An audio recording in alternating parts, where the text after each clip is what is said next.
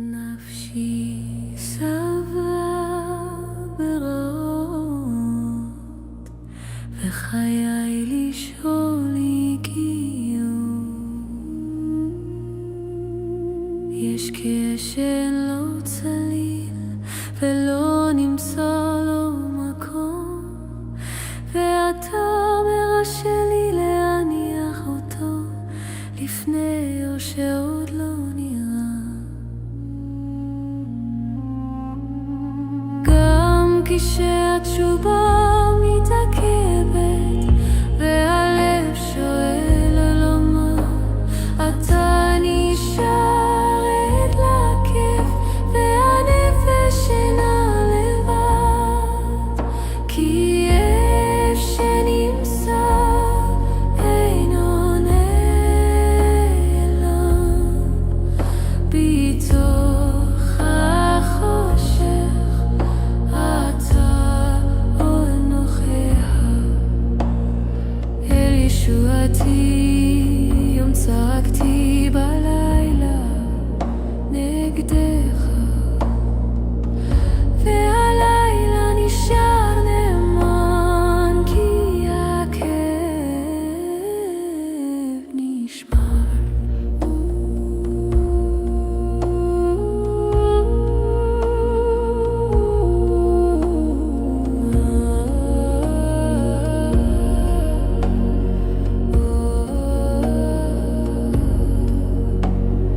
נפשי שבעה ברעות, וחיי לשאול הגיעו.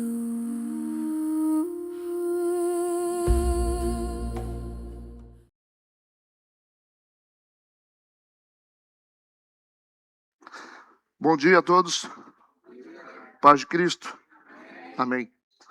Pessoal, dando continuidade no livro de Jó, hoje no capítulo 16. Livro de Jó, capítulo 16. Eu tenho sempre uma preocupação quando vou preparar o estudo no livro de Jó, que o livro de Jó é um livro poético, né? Ele tem uma linguagem complexa, ele é um livro do Oriente, que tem repetições. Vocês podem perceber que os capítulos parece que estão falando da mesma coisa sempre. Você entra num capítulo, está falando de uma coisa, daqui a pouco está falando da mesma coisa do outro capítulo. Porque essa é um modo oriental de escrever, com muitas repetições, com ênfase, né? O hebraico é assim. E você precisa entender isso. Outra, existem livros da Bíblia que exigem dedicação e vontade de aprender. Por isso que tem muita gente que não aguenta, fala, eu queria outra coisa. Gente que é acostumada a ler revista do Tio Patinhas, aí não aguenta. Para quem é acostumado com desafios de aprendizado, concentração, gente que fica dispersa também não aprende. Não aprende. Por quê? Porque esse é um tempo novo, né? É um tempo novo para a igreja, é um tempo... Nós já palmilhamos as experiências básicas e agora a gente está tentando, não porque a gente quer, mas porque o Espírito Santo tem dirigido a gente para isso. Os estudos de hoje são resultado de uma trajetória antiga de ensino, e tudo aqui é ensino, não tem jeito, né? Por isso que vocês precisam, assim, olhar para o livro com amor e saber que tem coisas boas que podem nos ensinar. Ter paciência, cuidado, observar bastante. Não sentar numa sala de aula como um menino, ou como uma criança, né? Criança pinta, né? Essas coisas. Tudo bem? Vamos orar. Pai Santo, no nome de Jesus, nós somos gratos pela oportunidade de estarmos diante da Tua presença para aprender um pouco mais da Tua palavra. Que Teu Espírito Santo nos dirija, nos guie, e que tudo aconteça conforme a Tua vontade. O que for muito desafiador para nós, que o Senhor nos ajude e nos esclareça, para que nós possamos entender. Nos socorre, nos auxilie, nos ensine. Nós colocamos a nossa vida nas Tuas mãos, em nome de Jesus, amém e amém. Vamos ler alguns versos? Jó capítulo 16, versículo 1 diz assim: então respondeu Jó, dois pontos. Agora já é a resposta, né? Vocês lembram que no capítulo passado ele só ouviu o massacre, né? Do Elifaz. Mas agora ele vai responder. Será como que o Jó vai responder? Não, vamos ver, né? Será que vai responder à altura? Será que ele vai responder triste? Ele vai dizer o seguinte: tenho ouvido muitas coisas como estas. Todos vós sois consoladores molestos. Porventura não terão fim essas palavras de vento? Ou o que é que te instiga para responderes assim? Eu também poderia falar como vós falais, se a vossa alma estivesse em lugar da minha. Eu poderia dirigir-vos um montão de palavras e menear contra vós outros a minha cabeça. Poderia fortalecer-vos com as minhas palavras e a compaixão dos meus lábios abrandaria a vossa dor. Se eu falar, a minha dor não cessa. Se me calar, qual é o meu alívio? Na verdade, as minhas forças estão exaustas. Tu, ó Deus, destruíste a minha família toda. Testemunha disto é que já me tornaste encarquilhado, a minha magreza já se levanta contra mim e me acusa cara a cara. Na sua ira me despedaçou e tem animosidade contra mim, rangeu os dentes e como meu adversário aguça os olhos. Homens abrem contra mim a boca, com desprezo me esbofeteiam e contra mim todos se ajuntam. Deus me entrega ao ímpio, nas mãos dos perversos me faz cair. Em paz eu vivia, porém ele me quebrantou, pegou-me pelo pescoço e me despedaçou, pôs-me por seu alvo. Cercam-me as suas flechas, atravessa-me os rins e não me poupa, e o meu fel derrama na terra. Fere-me com ferimento sobre ferimento, arremete-me contra mim como um guerreiro. Cozi sobre a minha pele o silício e revolvi o meu orgulho no pó. Tá bom. Amém. Jó 16 é a resposta de Jó ao segundo discurso de Elifaz. Vamos aqui entender um pouquinho a estrutura do capítulo de Jó, do capítulo 16. Vamos entender a estrutura? Dos versículos 1 a 5, Jó acusa os seus amigos de serem consoladores inúteis. Gente que quer ajudar, mas ajuda machucando. Do versículo 6 a 14, o Jó descreve a dor dele como se ele tivesse sendo atacado por todos os lados. A descrição, né? Nos versículos 15 a 17, o Jó afirma a inocência dele mesmo em meio à humilhação. E dos versículos 18 a 22, o Jó clama por uma testemunha celestial que defenda a causa dele. Então, Jó 16 é o capítulo onde o Jó vai denunciar a falência dos consoladores, daqueles que disseram que iriam ajudar, e vai revelar uma das dores mais profundas da alma humana, que é sofrer e ainda ser mal interpretado por quem deveria ajudar. Ok? Essa é uma das dores mais profundas da alma humana, é você sofrer de verdade e ainda ser mal interpretado pelas pessoas que deveriam te ajudar. É difícil, né? Quando você tem pessoas próximas, pessoas que dizem que são amigos, ou pessoas que dizem que te amam, mas elas interpretam de forma errada o seu sofrimento. Dizem que você talvez, isso é frescura, não é assim? Ou você quer se aparecer, ou você está fazendo tempestade no copo d'água, e outras coisas mais que as pessoas falam. Ou diz que a gente está em pecado. Que é a situação do Jó, né? Que as pessoas gostam de dizer é que quando o justo sofre, isso significa que ele não é tão justo assim. Se ele perdeu, é porque ele fez alguma coisa contra Deus. Infelizmente é isso. Né? Então é uma realidade que a gente tem que viver às vezes. Por isso que a gente tem essa necessidade de acertar sempre. A gente fica desesperado. Nós temos que acertar, a gente fica tentando acertar o tempo todo porque as pessoas não entendem. Elas não tentam interpretar direito o sofrimento da gente. Então, por isso que fica essa loucura, né?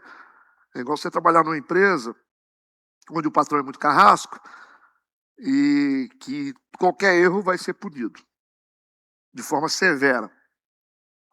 Aí você, quando você erra, você não tem coragem de admitir seu erro e você bota na conta do outro. Isso é muito comum nas empresas, né? Você fala, foi fulano que... Aí geralmente você escolhe um menor que você, né? Que não tem como se defender. Aí a empresa se dá por satisfeita porque ela vai executar uma cabeça e ela se sente aliviada porque encontrei o problema e resolvi. Nada, simplesmente o maior errou, mas como ele tinha medo de ser punido, ele coloca na conta do menor, que não tem acesso para a defesa. E aí fica assim. Aí fica todo mundo mentindo, todo mundo tentando se acertar, todo mundo tentando fazer certo e a gente erra. Na verdade, a gente erra. Como a gente estava falando agora aí, né, que eu estava ouvindo um filósofo, até comentei com a Elisângela, que ele disse que ele tem medo de gente que é certinha demais. Né? Ele tem medo de gente que nunca fez mal para ninguém. Né? Você fazer mal para as pessoas não é só você, vou matar. Não, às vezes você fala um trem que... Então ele falou que morre de medo desse povo. E é verdade mesmo, né? Gente que só acha que só fez certo e que nunca fez nada de errado é povo perigoso. É desse jeito, né? A vida, a gente acha que não pode errar e fica preocupado com o que os outros vão pensar. E a gente começa a criar mentiras a partir disso, nas redes sociais também, né?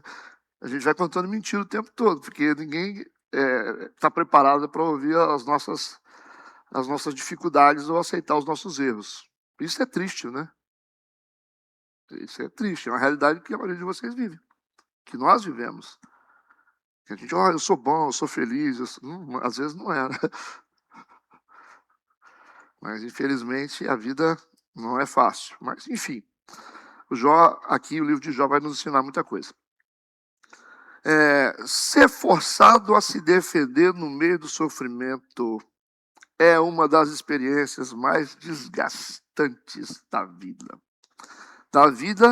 E principalmente para a psique humana. Se defender no meio do sofrimento. Né? A mente que deveria estar em repouso e recebendo cuidado precisa operar no modo de combate. Isso. Argumento, prova, autopreservação. Esses são os ambientes que os amigos do Jó criaram para ele, né? Em vez de acolher o Jó, eles estão criando um tribunal para julgar. A igreja também é assim, né? A pessoa erra, a gente cria um tribunal para julgar. Se a gente tira, se a gente coloca, a gente tira, bota no banco, se coloca de volta. Mas, na maioria das vezes, a gente não procura saber por que a pessoa tem problema. Por que ela está errando. E qual é o contexto de vida que ela está levando. É mais fácil julgar e decidir, né? E igreja, a gente tem que aprender muita coisa. Né? Alguns questionam a decisão do pastor. Uma vez tinha uma pessoa que ficava sentada aí, nunca teve expressão nenhuma, mas aí ela disse assim, eu não concordo que fulano voltou a tocar na igreja. Falou para outro, né? Não fala para mim porque eu sou rápido para responder, né? Eu sou rápido, tem tudo pronto aqui. Ó. Minha pistola já fica armada. É lógico, A gente aprende, né? Aí fala para os outros, né? Aí os outros acabam me falando. Eu não concordo. O que não concorda? Como assim? Você é juiz, você é líder de alguma coisa, você, não sei. Você é vice-presidente. Não concorda, se não concorda. Não sabe, né? Aí fica, não concordo, não concordo, não concordo, não concordo, não fala nada. Você tem que me procurar e dizer por que você não concorda e colocar os seus argumentos na mesa. Né? E se você também quiser, eu te levo lá na sala e te explico por que a pessoa foi tirada. Você tem direito de saber, vai ser mesmo. E por que ela foi recolocada no lugar dela. Entendeu? Então, decisões espirituais, quem decide é sacerdote, pastor.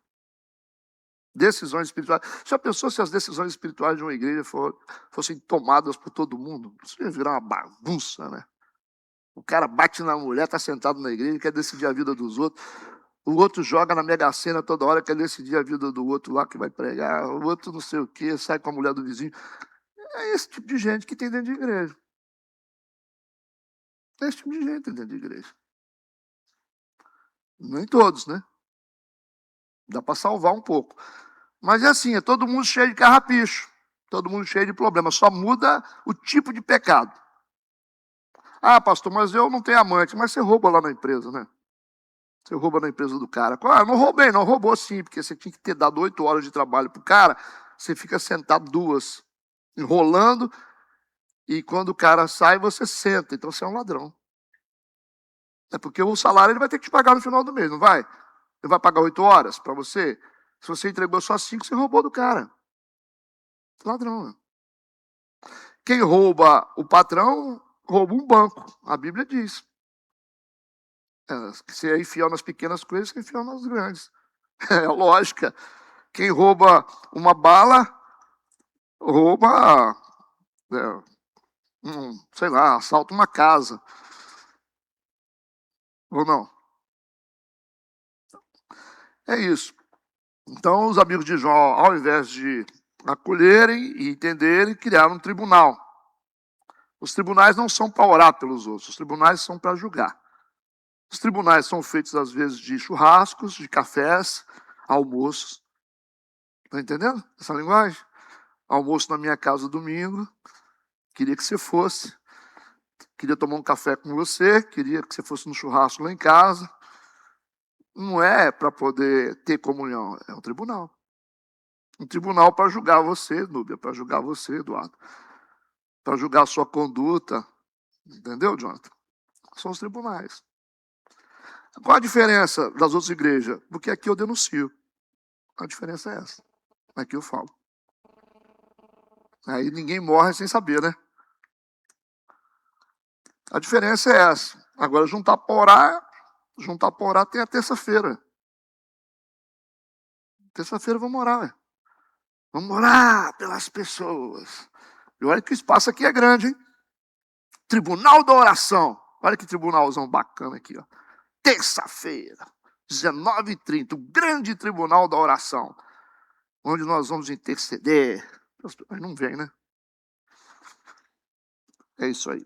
Acho que o livro de Jó está ajudando a gente um pouquinho, né?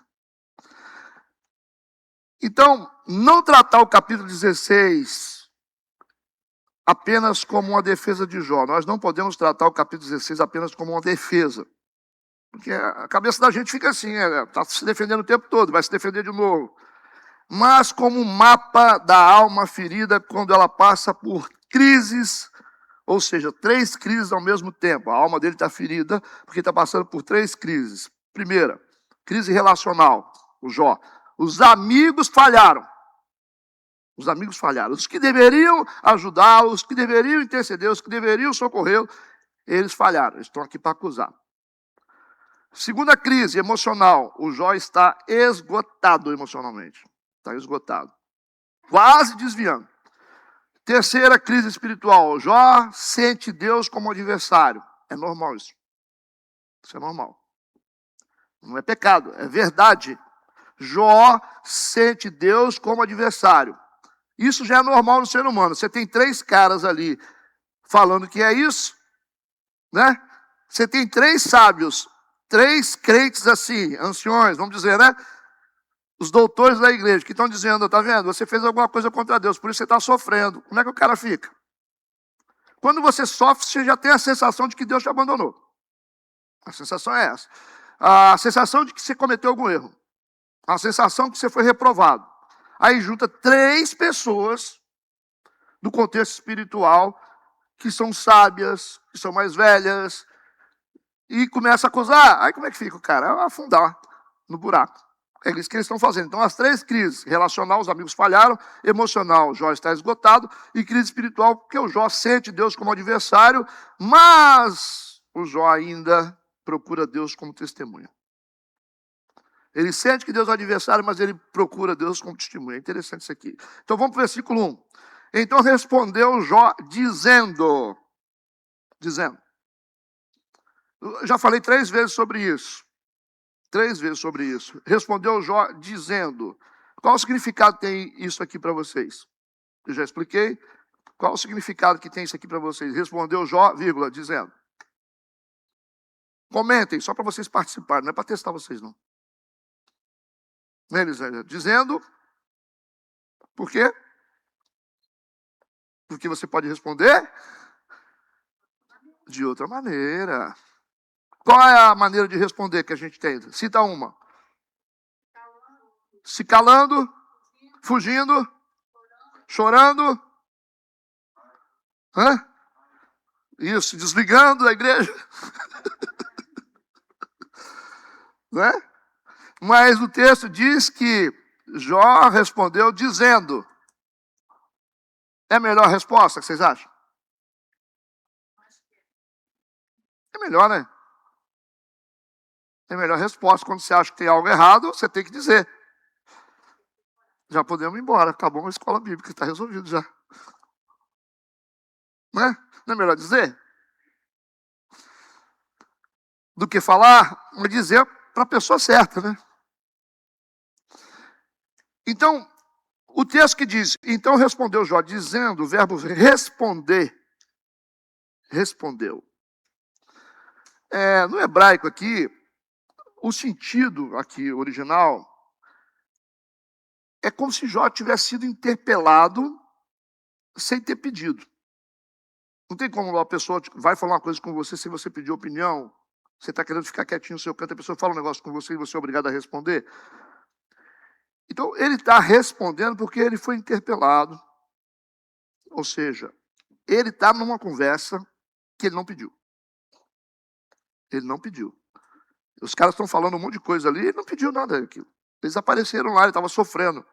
Por isso que a resposta dele vai ser dentro de um contexto diferente. Versículo 2. Ele vai dizer, tenho ouvido muitas coisas como estas. Falando sobre o comentário que ele faz, das acusações. E ele diz, todos vós sois consoladores molestos.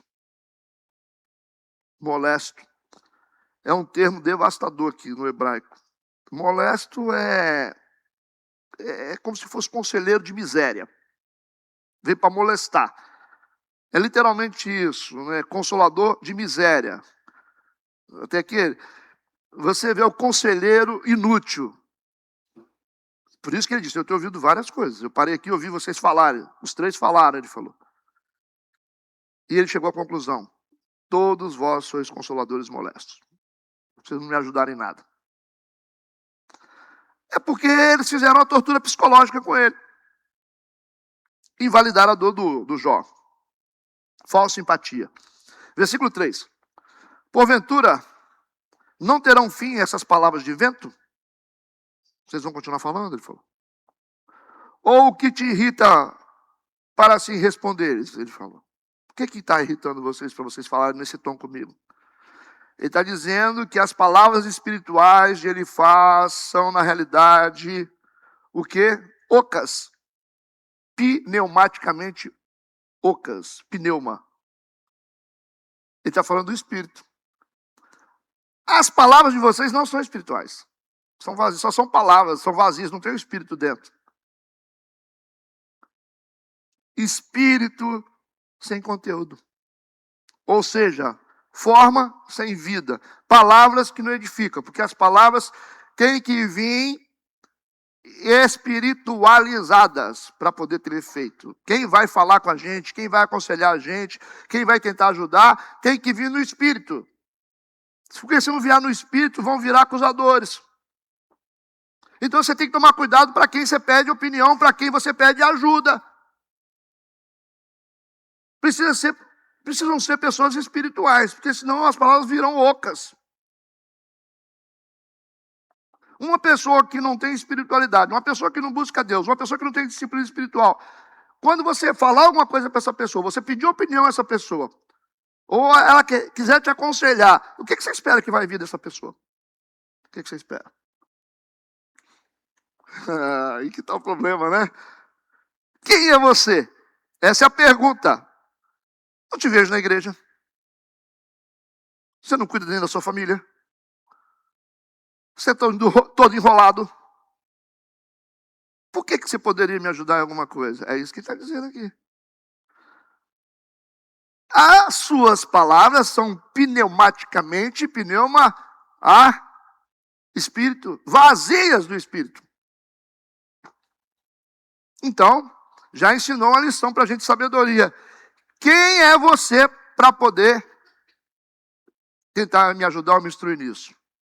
Isso vai ser pesado, você falar isso, você não vai falar isso. Você tem que aprender a não ouvir gente vazia sobre os seus assuntos com Deus.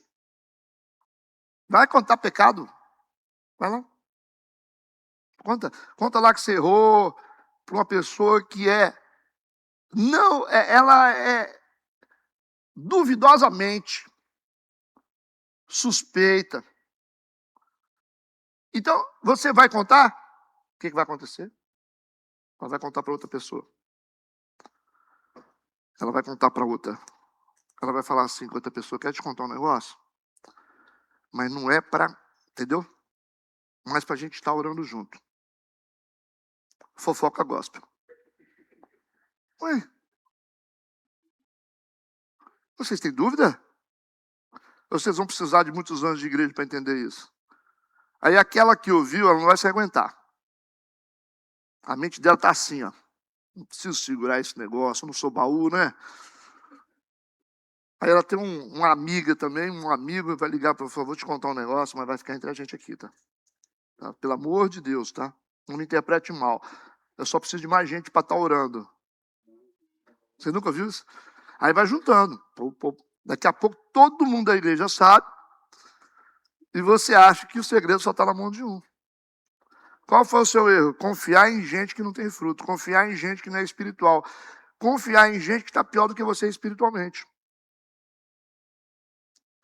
Porque palavras pneumaticamente ocas, elas virão contaminadas.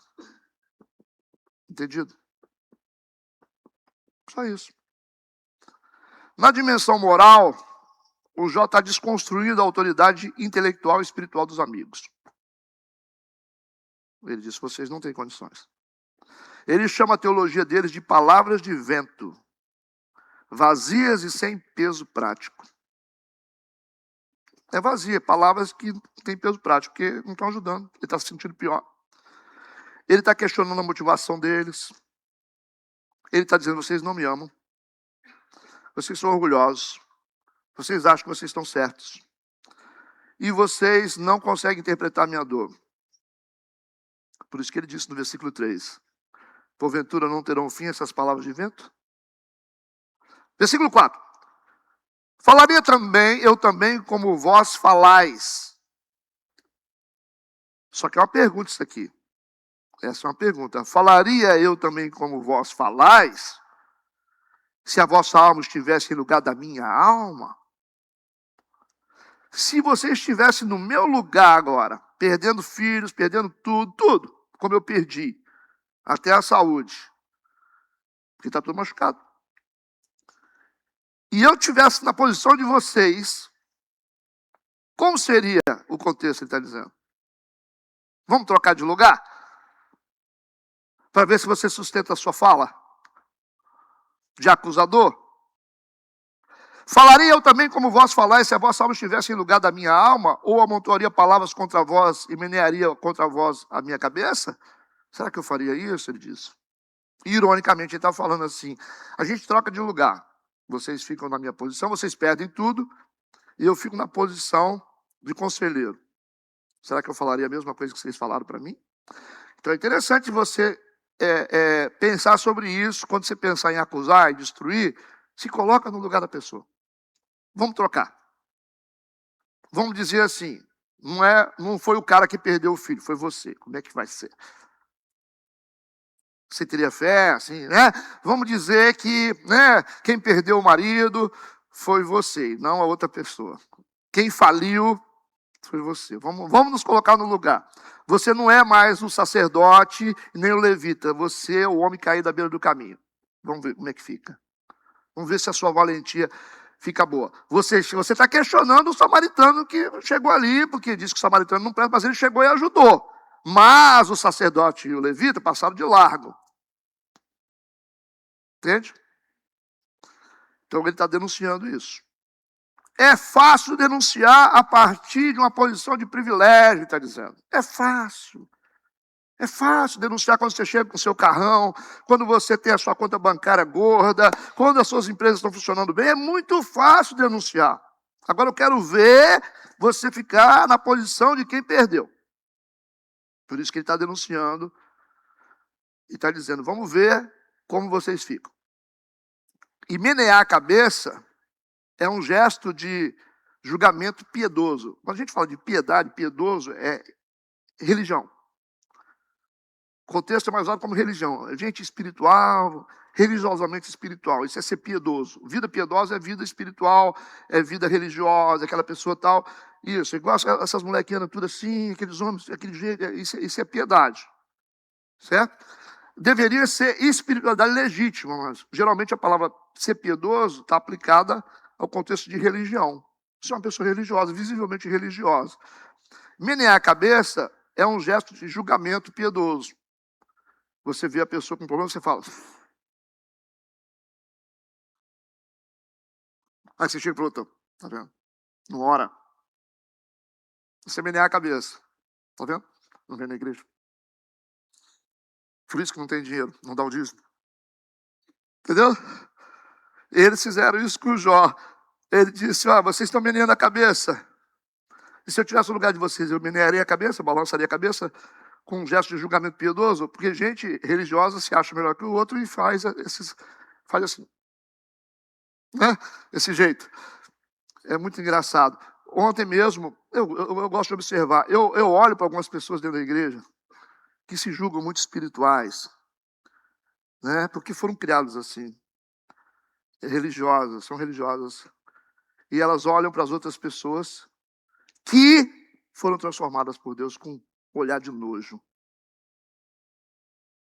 Eu vejo isso, um nojo. Quando vê alguém fazendo alguma coisa, alguém que se converteu fazendo alguma coisa, ou cantando, ou pregando, ou dando a paz do Senhor, tem uns religiosos que essa turma vai ter que sair daqui. Eu vou lutar até o final. Ou eles vão se converter, ou eles vão ter que sair. Olhando para as pessoas com um olhar de nojinho. Ele não consegue se conter. Eu vi. O nojo. Quem é você para estar aí? Quem é você para estar falando paz do Senhor? Quem é você para estar com essa Bíblia? Eu queria dizer para vocês que essas pessoas, se não se converterem, elas vão todas para o inferno. Que Jesus odeia religião. Ele gosta de espiritualidade. Se vocês não mudarem ou não quiserem mudar, vocês estão perdendo o tempo de vocês. Entende? Olhar para as pessoas com jeito de nojo e dizer, você não pode fazer isso que você está fazendo. Você não tem moral. Isso é menear a cabeça. Isso é menear a cabeça.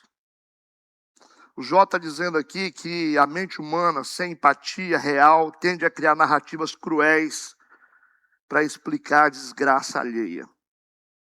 É cruel. É fácil construir teologia sobre a dor dos outros.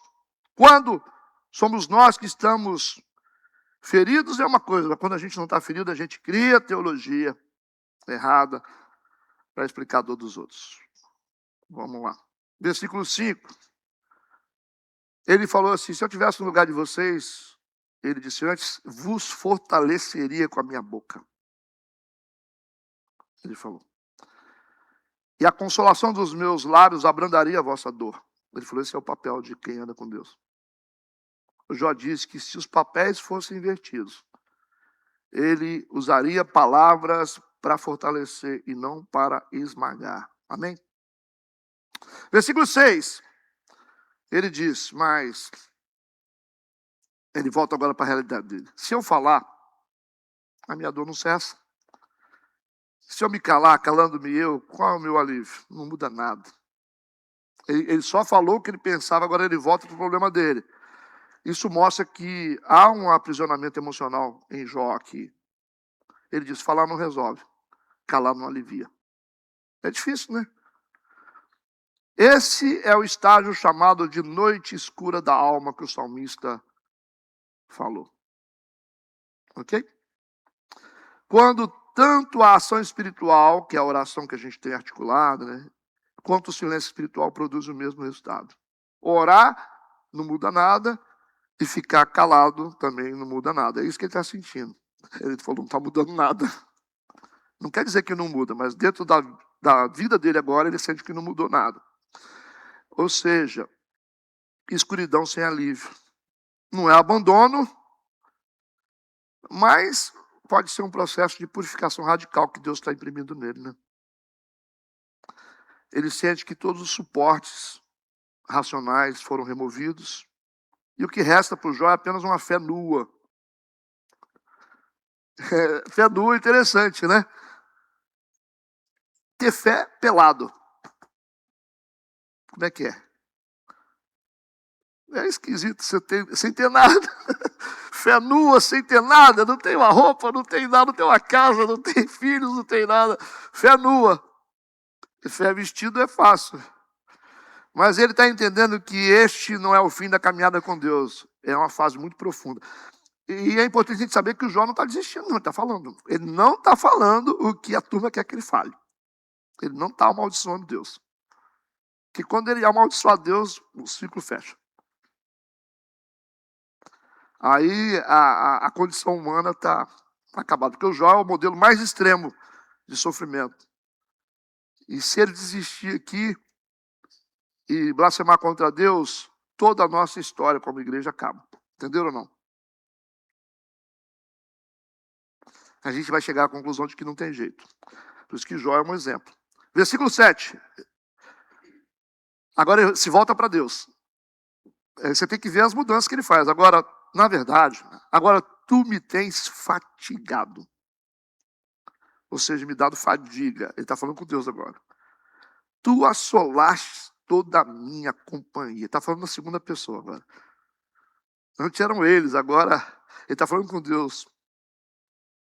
Tu, o Senhor tens me fatigado. Tu assolaste toda a minha companhia. Ele direciona o foco dos amigos agora para Deus. Agora ele não está falando para os amigos mais. Ele muda o interlocutor sem aviso. Sem aviso. Deixa de falar sobre os amigos e começa a falar diretamente a Deus.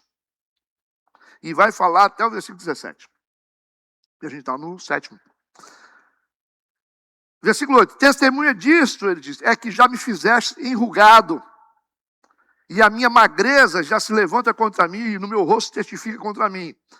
Ele sofre a somatização do sofrimento, do luto, da doença e das perdas que ele teve. Está somatizando, porque ele está dizendo aqui que o rosto dele está enrugado e que ele está magro.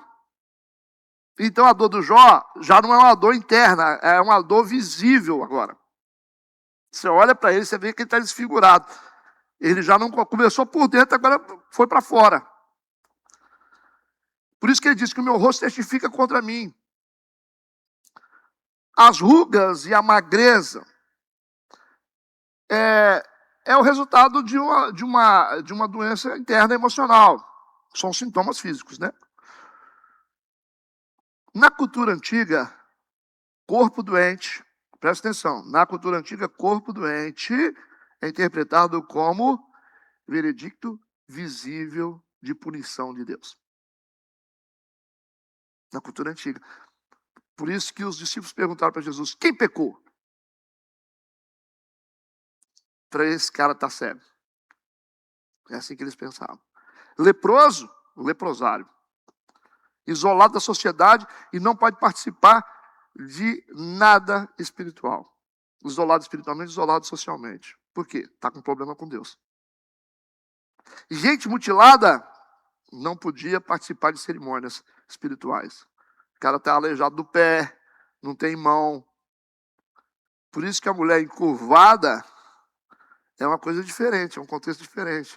O homem das mãos mirradas, entende? É uma coisa interessante, porque dentro desse contexto cultural antigo, eles estão entendendo o seguinte, eles aprenderam isso. Está doente, porque você está com problema com Deus. Até hoje existe isso. Não tanto, mas tem. Algumas igrejas, doença é sintoma de problema com Deus. Isso é demônio, eles falam. Vocês nunca viram isso, não? Quantos programas de televisão o cara está tratando a doença como demônio? E esse erro aqui já é cometido desde a época do Jó. Está doente? Demônio. Está com problema com Deus, está amaldiçoado. Que coisa louca, né? Que até hoje existe nas igrejas pastores tratando doença como problema espiritual. O que acontece? Não resolve. Por que não resolve? Porque não é problema espiritual. Nem toda doença é problema espiritual. Tem doença que é problema espiritual, sim. Sim, tem doenças que podem ser resolvidas espiritualmente, mas tem doença que só se resolve com medicamento. Ou vocês têm dúvida disso?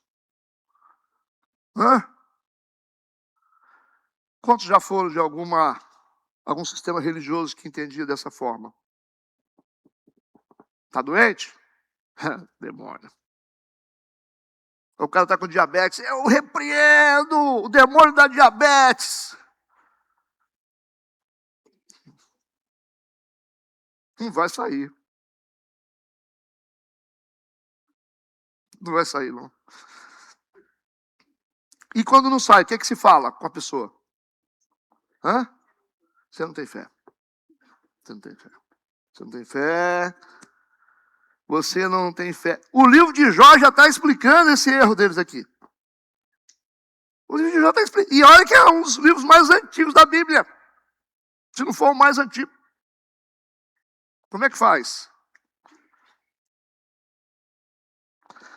Pastor, mas eu acho, não dá para achar, porque as evidências são claras aqui. Nós não podemos tratar problemas, doenças, como problemas espirituais. E gente que está mal com Deus. Não, pelo amor de Deus. Gente boa sofre também, gente.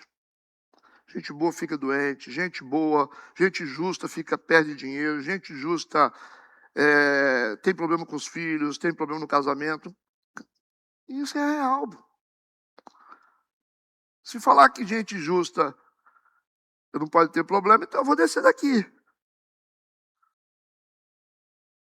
Deve estar acontecendo alguma coisa, porque não tem condição. O livro de Jó já explicou, né? Não precisava nem ler o Novo Testamento. Jesus não disse? Ninguém pecou. Nem ele, nem os pais. Mas isso está acontecendo para quê? Para a glória de Deus. Então pode ser. Ele está dizendo o seguinte: nós podemos ter doenças que são biológicas. Nós podemos ter doenças que vêm do emocional. Ou seja, a pessoa tem uma mente que está com problema, isso somatiza no corpo. Sim. Às vezes o controle emocional resolve a doença, né? Tem gente que tem dor nas juntas, por causa da mente. Aí vai tratar como? Isso é psicologia. Tem que ter terapia psicológica. O cara está com um problema lá, que está com a taxa de colesterol. Vai tratar como? Medicamento, dieta. Não tem jeito. Pastor, ele foi do centro de macumba lá, e aí tá, tudo bem, aí vamos tratar. Existem problemas que são espirituais mesmo. Tem gente doente por causa de problema espiritual. Que às vezes é demônio mesmo. A Bíblia mostra o espírito de enfermidade. Mas temos que separar isso. Tudo bem? Que fique claro. No versículo 9, ele continua falando sobre Deus e falando para Deus. Na sua ira, o Senhor me despedaçou. Jó, se Deus fosse derramar a ira dele sobre você, não ia sobrar nem o seu pó. Que a ira dele destruiu Sodoma e Gomorra. Né? A ira é complicado. Mas é o que ele está sentindo, né? É o que ele está sentindo. Vamos entender. Então, tem coisas que não dá para ser aplicado de qualquer jeito, os textos bíblicos, porque esse texto faz parte de um contexto específico. Não dá para pegar a Bíblia e botar o dedo e falar assim, eu vou usar isso aqui para hoje. Não dá. Não dá. Abrir a Bíblia e falar assim, Espírito Santo me guia, me guia. Aí bota o dedo. Tô. Aí cai aqui, como é que faz? Na sua ira me despedaçou. Pois é, irmão, está despedaçado, porque Deus derramou a ira sobre você que você está em pecado. E agora, como é que faz? Vai correr da Bíblia, aí você passa outra página, bota o dedo de novo. Ele me perseguiu, ele disse, falando com Deus, sobre Deus e para Deus. Ele me perseguiu. Ele não está falando para os amigos, não. O texto já mostrou que ele está falando para Deus, sobre Deus, com Deus. Entende? Tem uma divisão aqui. Ele está falando para Deus, sobre Deus. Ele está falando para Deus, contra Deus. O que ele está fazendo aqui? Duvido que vocês descobrem. Quero ver se a mente de vocês é rápida. Ele está falando contra Deus, para Deus. Vamos melhorar isso aqui. Vocês vão chegar lá. Vou deixar vocês descobrirem. Então ele está dizendo, na sua ira me despedaçou. Vamos dizer que Deus está aqui. Né? Mas Deus também está aqui, não está? Deus está aqui? Então tá bom. Deus, você está aqui. Aí eu vou falar para Deus. Deus está aqui, Deus está aqui. Ele é onisciente, onipresente. Na sua ira, ele me despedaçou. Ele está dizendo isso. Na sua ira, ele me perseguiu. Está vendo como ele está usando? Ele. Eu, tu, ele. O verbo. Eu, tu, ele. Deus. Na ira, Deus me despedaçou, Deus. Rangeu os seus dentes contra mim. Ele aguça o meu adversário, os seus olhos contra mim. Ele está acusando Deus para Deus. Entenderam? Qual é o propósito disso aqui? Qual é o caminho que Deus está trilhando a gente? Vamos chegar lá. Então, essa aqui é uma das imagens mais violentas da crise da fé. Jó projeta em Deus a figura de um predador. Um leão. Por isso que ele fala rangendo os dentes. Ou o lobo que morde e range os dentes. O Deus cuidadoso virou o adversário que caça sua presa com o foco na destruição. Ele está acusando Deus diante de Deus. Ele está falando de Deus para Deus. Esta linguagem precisa ser compreendida dentro do gênero de lamentação honesta. Ok? Não é murmuração. Não é blasfêmia teológica. É lamentação honesta. Vamos ver se vocês entendem. Aí eu vou pular lá para o final para provar para vocês que o que Jó está falando, apesar de vocês acharem... Imagina o Jó falando assim. Na sua ira, você me despedaçou, Deus. Você me perseguiu, Deus. Você arranjou os dentes contra mim como um animal caçando uma presa, tá? Você jogou os adversários contra mim. Está falando para Deus. Aí você fica assustado, né? Você fala assim, poxa vida, o cara falou um negócio desse, meu Deus do céu. Ai que Deus manda um fogo e mata ele. Só que Jó 42 é o final da história, não é? Final da história. Vamos ver o que Deus vai falar sobre essa conversa do Jó. Jó 42, versículo 7. Deus vai dizer o seguinte. Vai falar para os amigos do Jó. Deus vai falar direto para Elifaz primeiro. Vai falar o seguinte, Sucedeu que acabando o Senhor de falar a Jó aquelas palavras, o Senhor disse a Elifaz o temanita, porque Jó 42 é conclusão. A minha ira se acendeu contra ti, contra Elifaz, que falava de forma religiosa, entendeu? E contra os teus dois amigos, porque não falaste de mim o que era reto. Mas não falaram bonito, falaram religiosamente e tal. Tá vendo? Eles ficaram defendendo Deus, não ficaram? O tempo todo os três amigos de Jó acusaram Jó e defenderam Deus. Não foi ou não foi? Só que Deus vai dizer o seguinte, a minha ira se acendeu contra vocês, religiosos, ele vai dizer. E contra os teus dois amigos, porque não falaste de mim o que era reto. Mas eles só defenderam Deus, os três. Os três amigos defenderam Deus, falaram que o Jó é culpado, Deus é poderoso. Rapaz, Deus está te punindo porque você mexeu com Deus. Só que Deus disse no final, vocês não falaram o que era reto sobre mim, como o meu servo Jó. Uai, o que Deus está dizendo? Aquele discurso religioso deles Deus não gostou. Mas a verdade do Jó, mesmo com palavras duras, Deus falou, isso é reto. Aberto para comentários.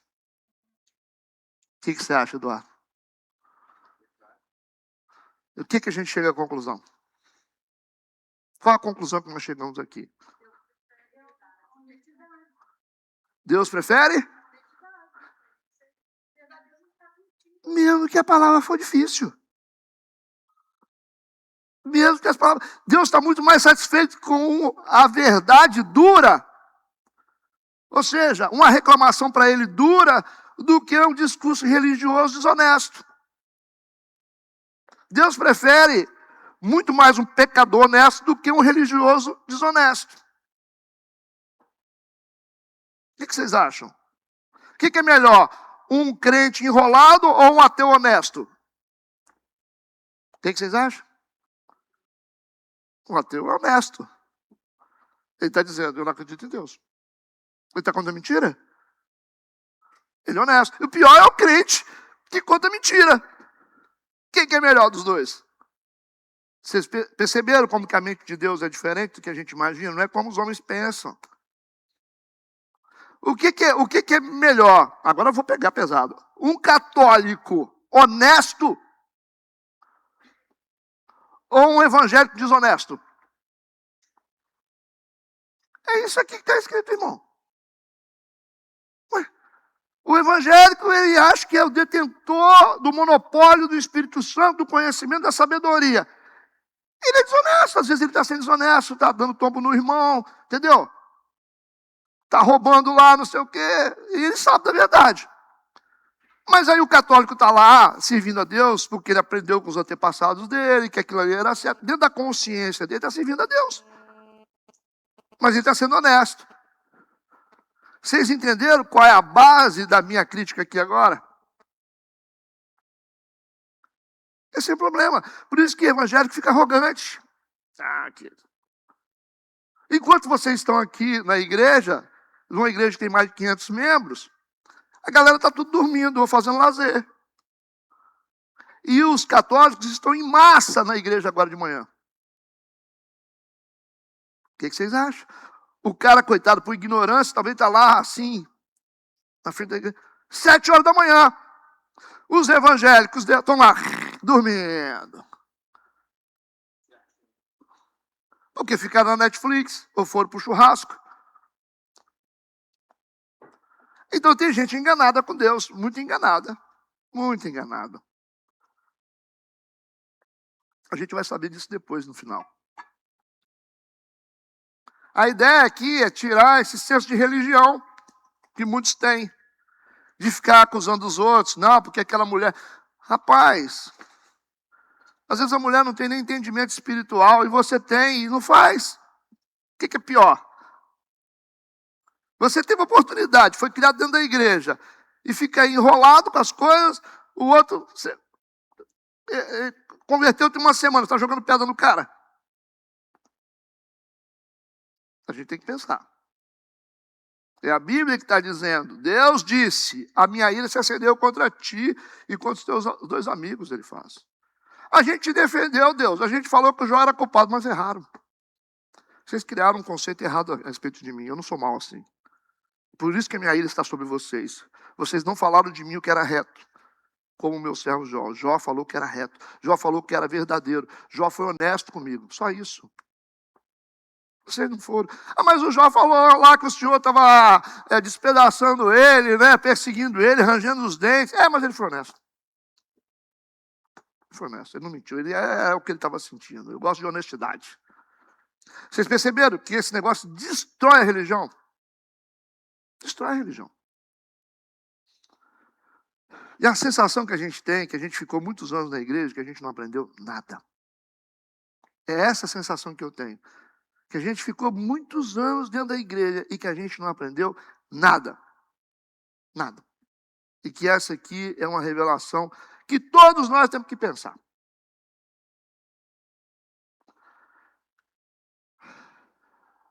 Tudo bem? As palavras dos amigos de Jó foram moralmente desonestas. E a linguagem do Jó foi preferida por Deus, porque foi honesta. Versículo 10. Ele continua falando. É duro o que ele está falando? É, mas é honesto. Ele disse, abre a sua boca contra mim. O Senhor jogou os inimigos contra mim, Deus. Com desprezo me feriram nos queixos, e contra mim se ajuntam a todos. O que está escrito aqui no original é me feriram na face, tá? Está escrito no queixo, na minha tradução, mas é me feriram na face. O que na cultura oriental, vocês sabem o que significa isso, né? Golpe na face é humilhante. É uma negação pública de toda dignidade. Isso significa que Jó está sendo desconstruído socialmente de forma total. Você imagina os discípulos que foram feridos na face, muitos homens de Deus, Jesus. O que significa isso no Oriente? Toma um tapa na cara. É desconstruir a pessoa moralmente. Até hoje é, né? Não é aquela coisa, cara de homem não se bate. Não é isso aí.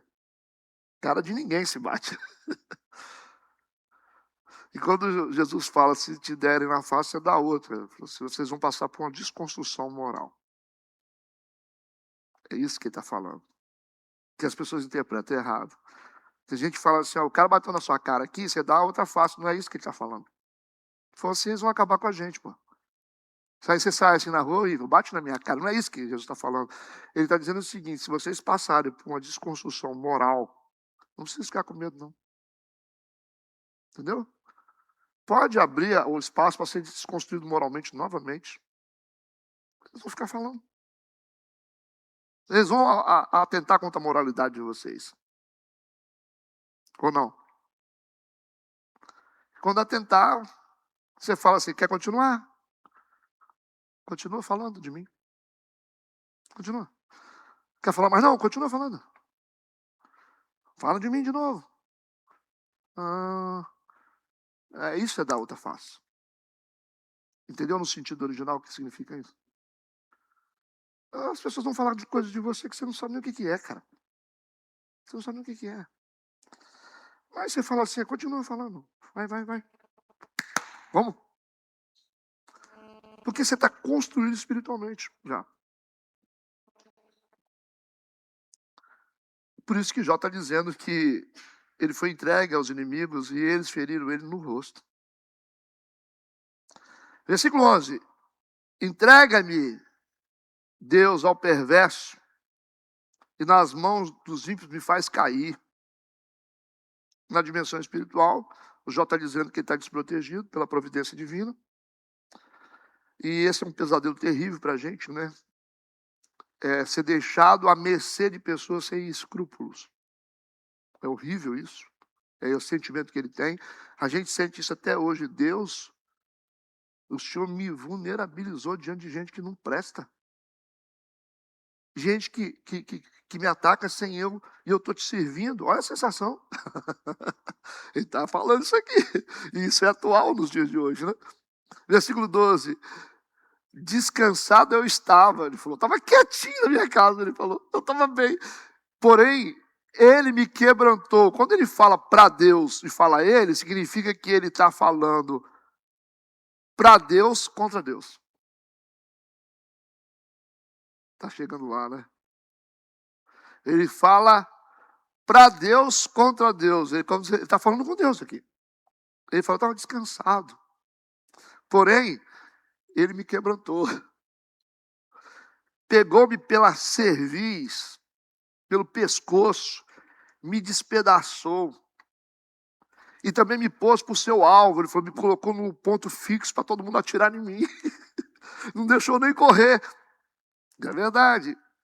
Ele está dizendo, antes eu tinha estabilidade, eu estava em paz, mas de repente tudo foi quebrado. Então, entenderam a questão da metáfora aqui de cerviz, pescoço?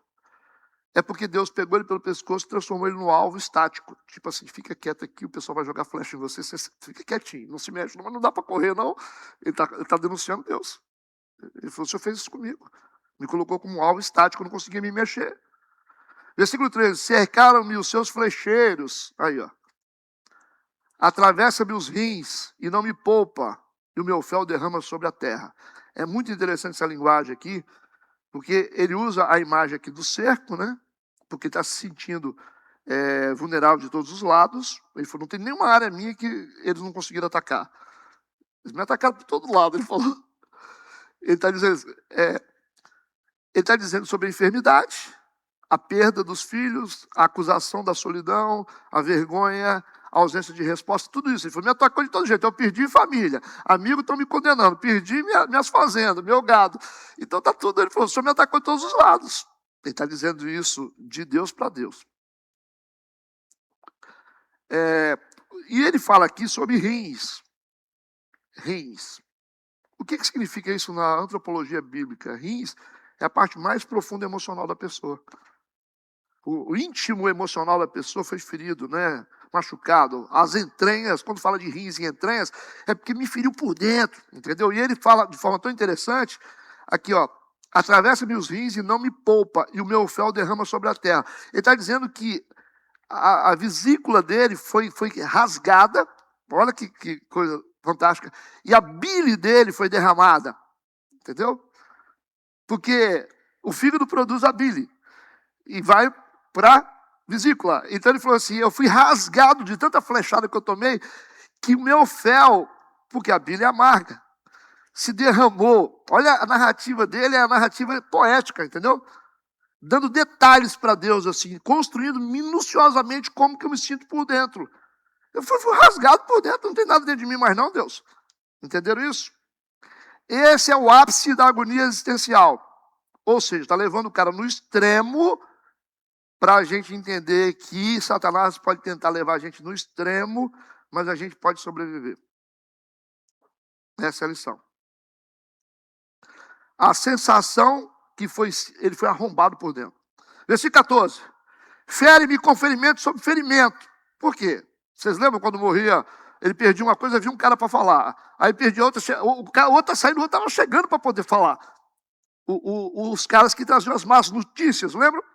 Não dava tempo dele respirar. Por isso que ele falou, fere-me com ferimento sobre ferimento, arremete-me contra mim como um valente. A descrição dele aqui, ele sofreu o trauma, um golpe sobre o outro. Não dava tempo nem de se recuperar. E Deus permitiu isso, que o diabo fizesse isso com ele, um golpe em cima de outro golpe, uma onda de golpes sucessivos. Ele está narrando o que ele sente, o que ele sofre, e se ele está falando sobre entranhas, ele está usando, ele está jogando tudo que tem dentro dele para fora, para Deus. Não está escondendo nada. É isso, é transparência, é nudez total. É o cara que está dizendo assim, ó Deus, eu estou aqui a ponto de desistir. Tá certo? Eu estou enjoado de ir na igreja. Deus, falando para Deus. Eu estou cansado de ser bonzinho. Eu tô, sabe? Eu estou cansado de orar e não ter resposta. Falando para Deus, não está falando para os outros. Tá certo? Então o que ele está fazendo? Ele está tirando de tudo de dentro e jogando para fora. Está se desnudando. Não tem reserva. Porque ele sabe que Deus vê tudo. Então ele falou assim, já que o Senhor vê tudo, então vamos lá. Olha aí. É como se você dissesse, eu pequei mesmo, é isso aí mesmo. E eu pequei porque eu não sabia nada e o Senhor poderia ter arranjado gente para cuidar de mim na época. O Senhor fez alguém ser discipulado quando eu tinha 5 anos e o Senhor não fez eu ser discipulado. A fulana nasceu num lar evangélico e eu não nasci num lar evangélico. E eu sou gente igual a ela. E aí? A outra foi criada na igrejinha, na escola bíblica, e eu fui abusada 5, 6 vezes pelo meu tio. E aí, Deus, por que o Senhor fez isso comigo? Aí que tá. Ele está falando. Ele está se desnudando para Deus. Aí que tá. E Deus está olhando. Tipo assim, porque de certa forma ele está dizendo, eu conheço Deus. Eu sei que eu posso falar tudo isso. Ele é tão grande e tão bom que ele vai entender o que eu estou falando. Pai, isso aqui é espiritualidade de alto nível, cara. Isso aí não é para amador, não.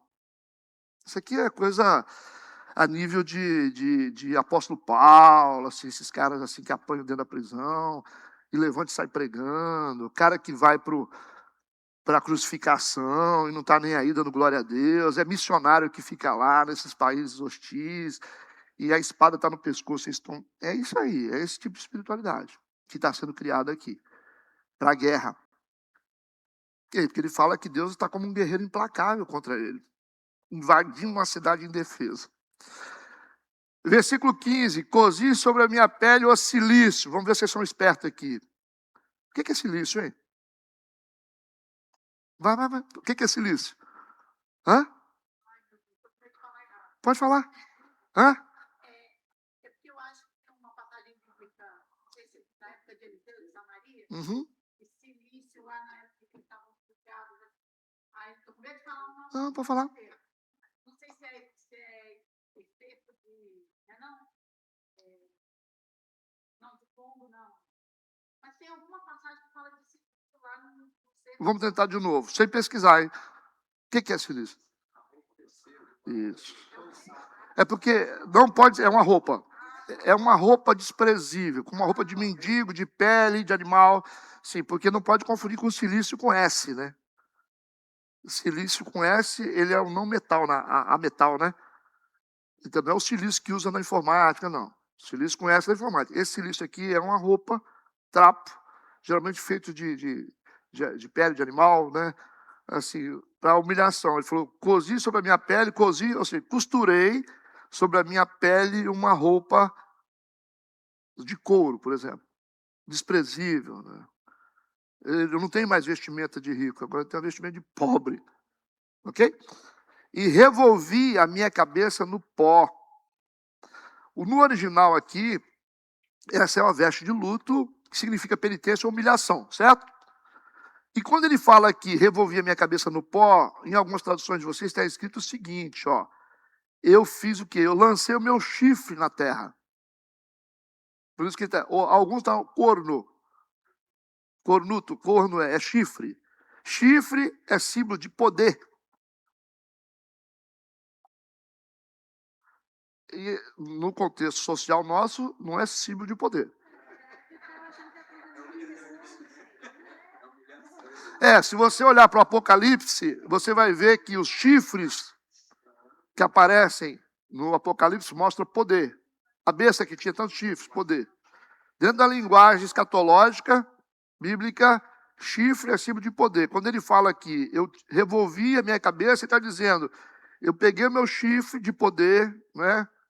E joguei, lancei meu chifre no chão, no pó, arranquei e joguei no chão. E tudo que eu tinha de poder está na terra, ele está dizendo. Entendeu? Interpretar não é simples, né? Ele tinha vitalidade, honra e poder. Perdeu tudo. Por isso que o chifre está no chão. Ele está vivendo uma desonra pública. Versículo 16, 17. O meu rosto está todo avermelhado de chorar. E sobre as minhas pálpebras está a sombra da morte.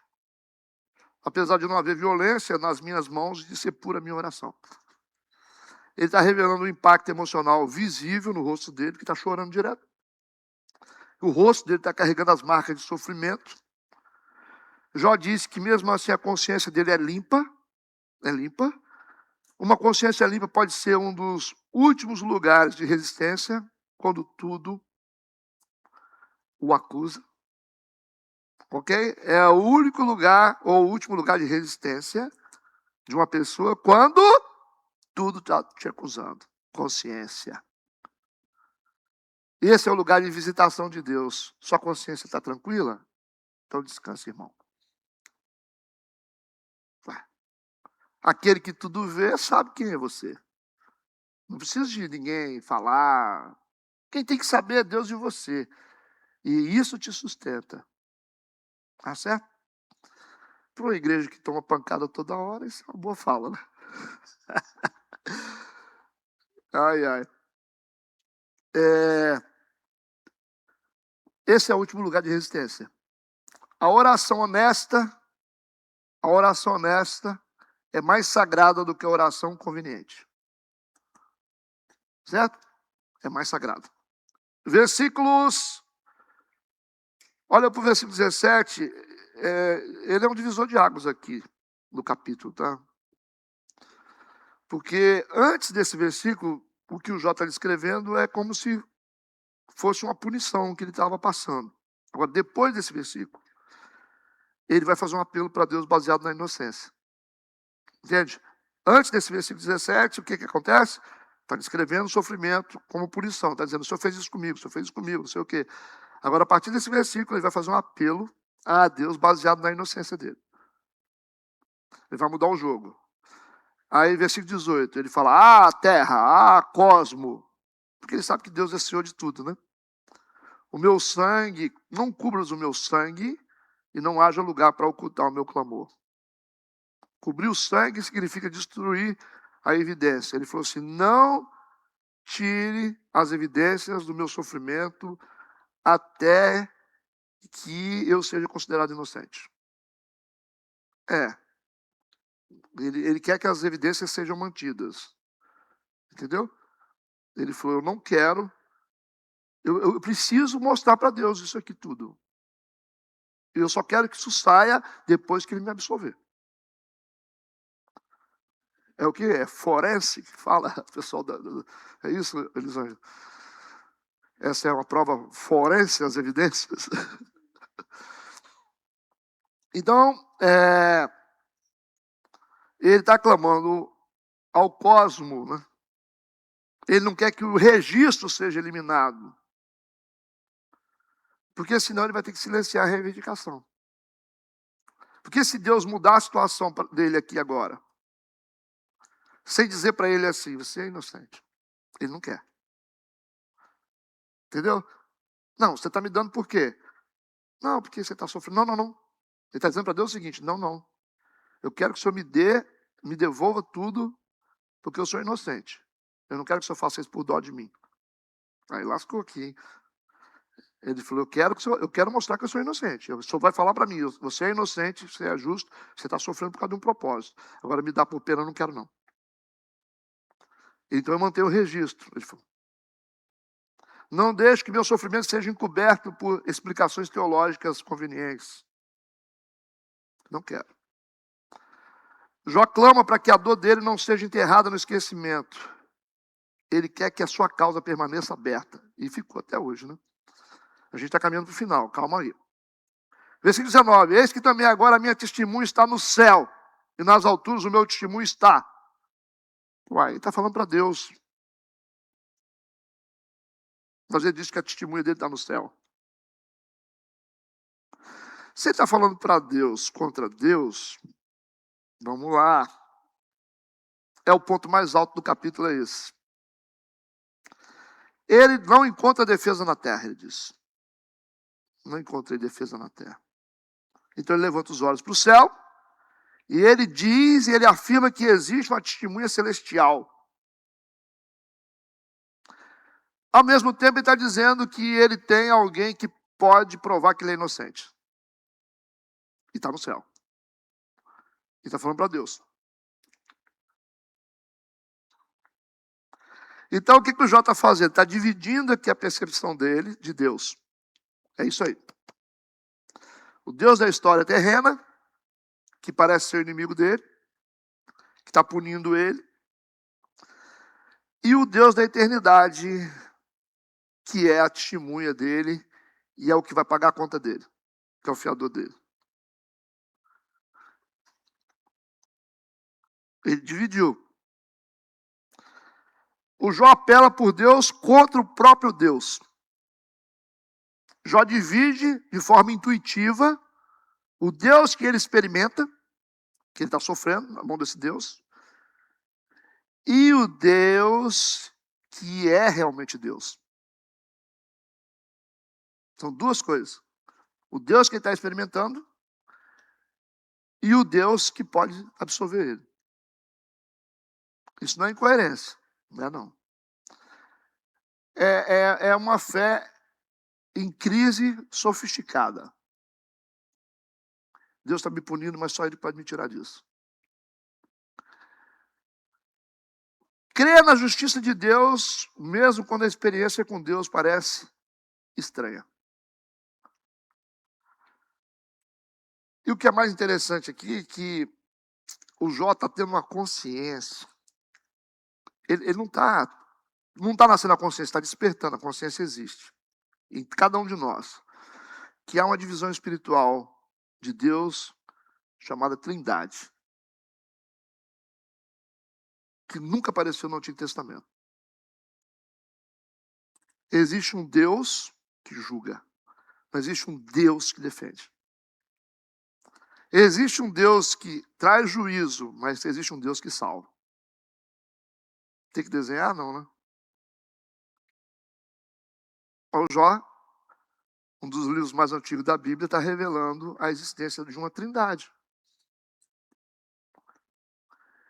Existe um Deus que pode me defender de Deus.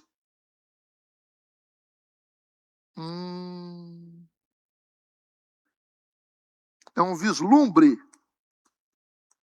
uma pré-consciência da existência de Jesus Cristo. Por isso que ele consegue, sem saber, falar contra Deus para Deus. Porque um é juiz e o outro é salvador. Aí isso aqui desmonta toda a ideia de algumas igrejas aí que não acreditam na Trindade. Sim? Hã? Sim. Ele está despertando através do sofrimento. Sim, ela existe, mas a descoberta está acontecendo de forma não muito consciente. Existe a realidade da Trindade e dentro de nós tem essa realidade plantada.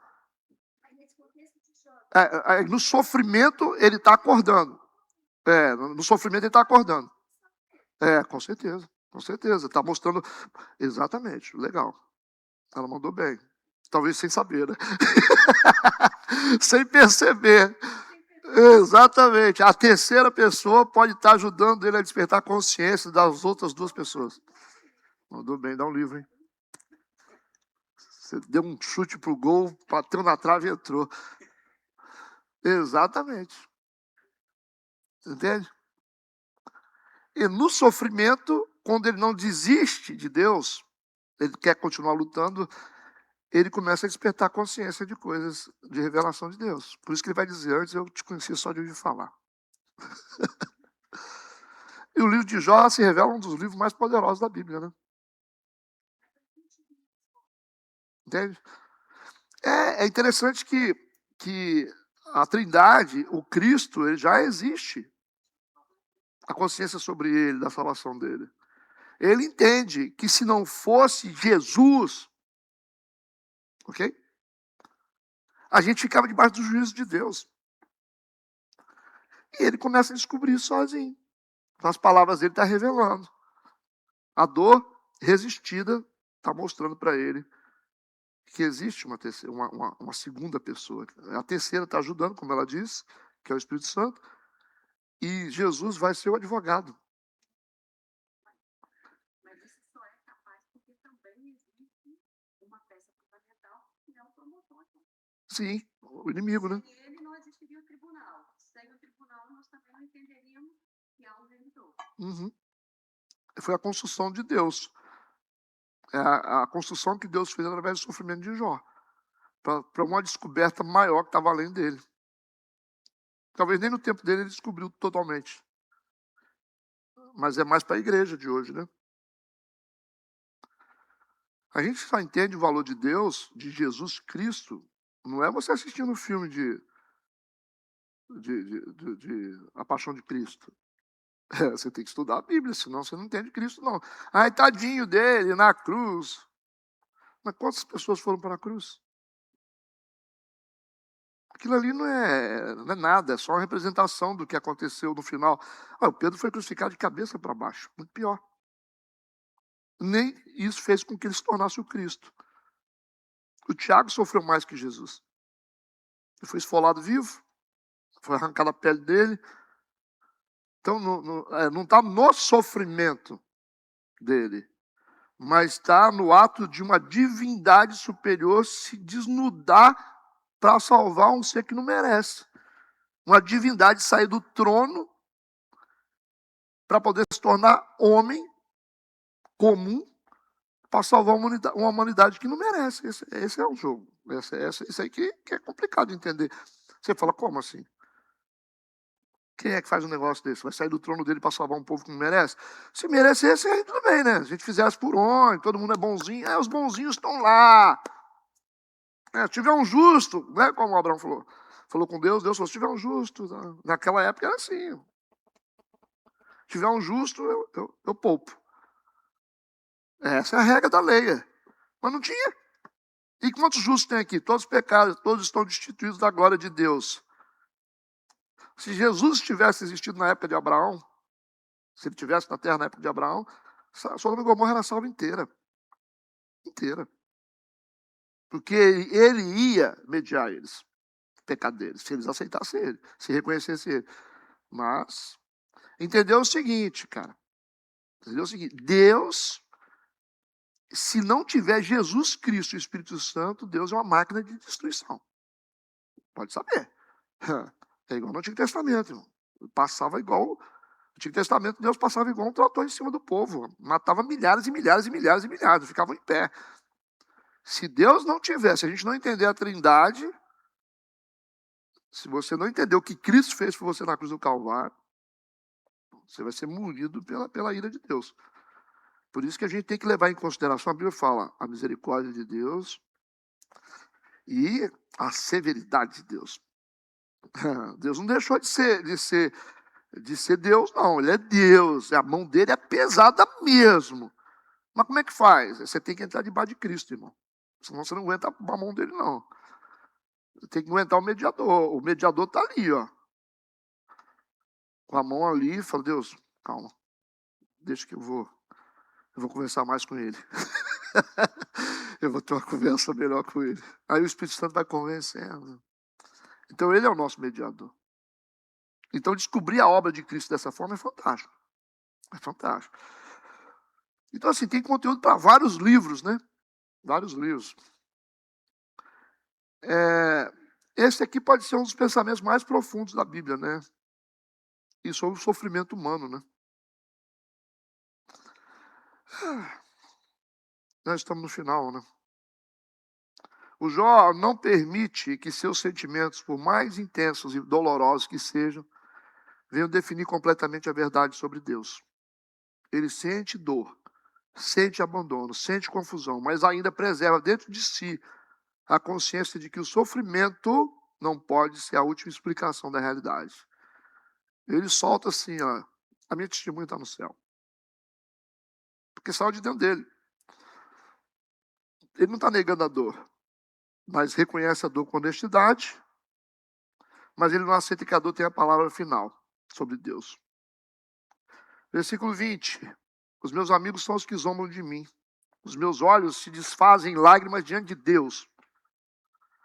Então, diante do escárnio e do abandono humano, amigos que zombam, Jó faz a única coisa que lhe resta: ignorar os homens e direcionar o seu pranto diretamente a Deus.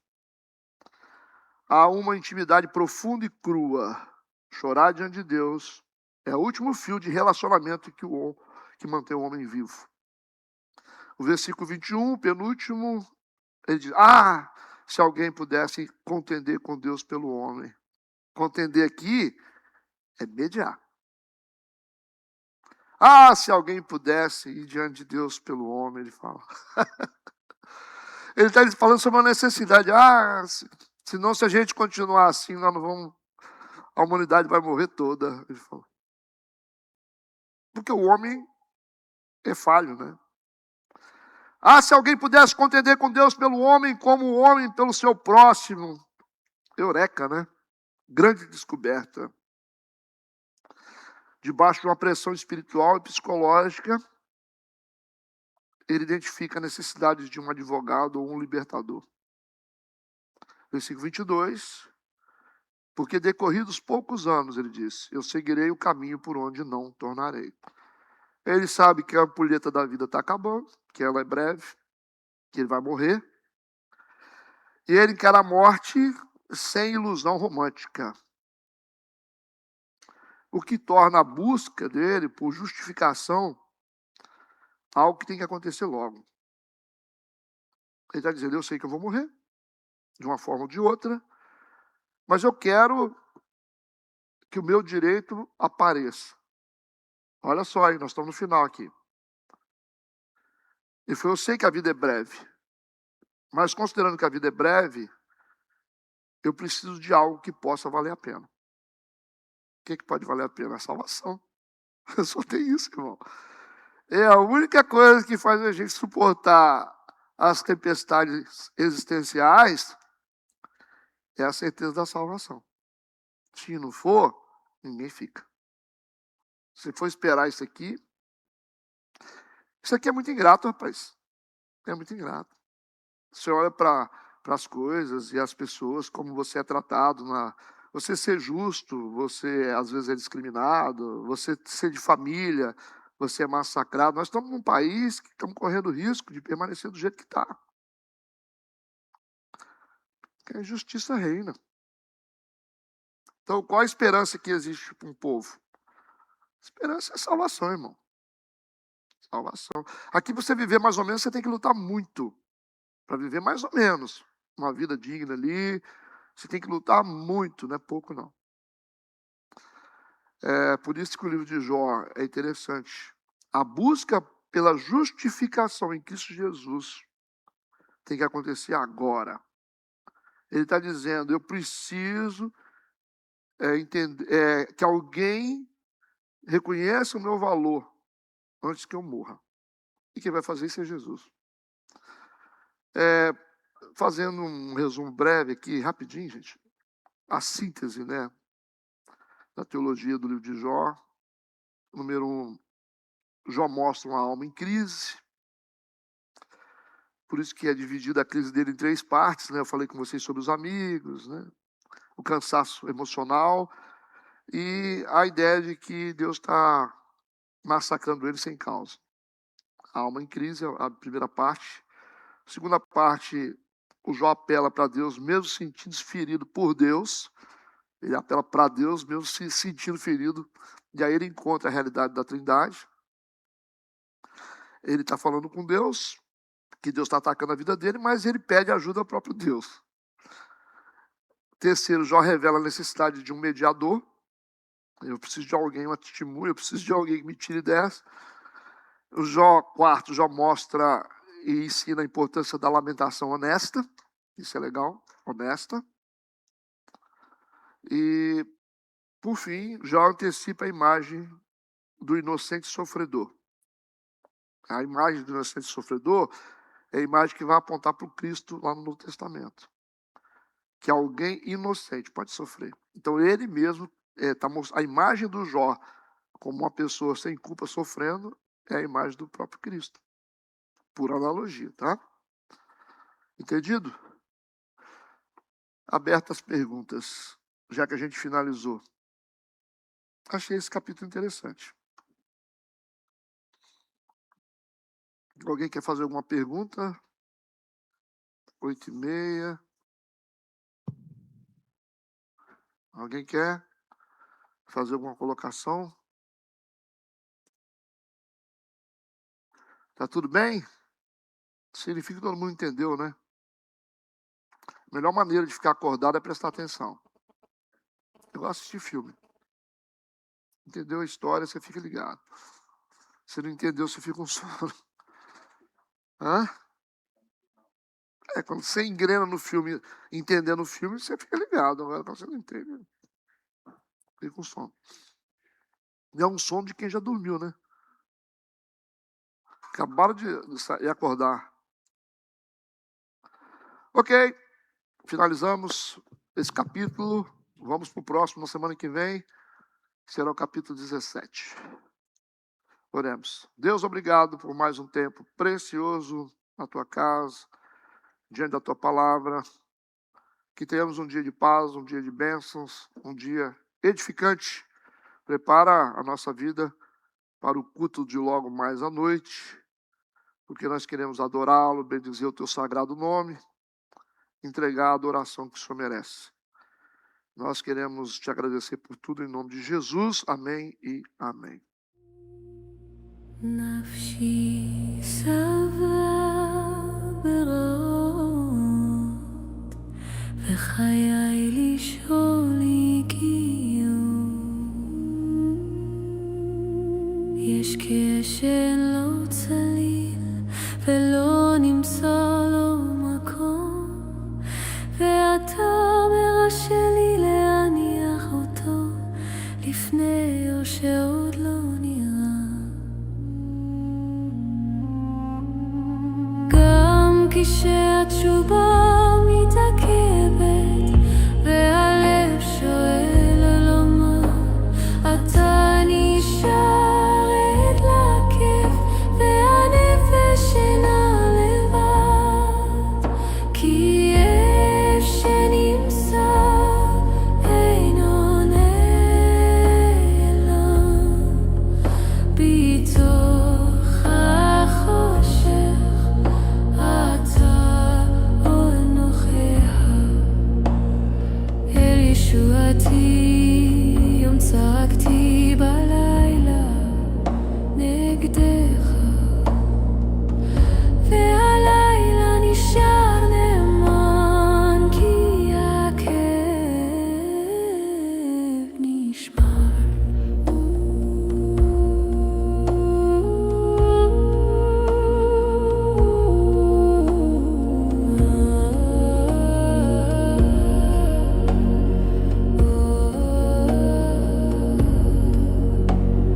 נפשי שווה ברעות וחיי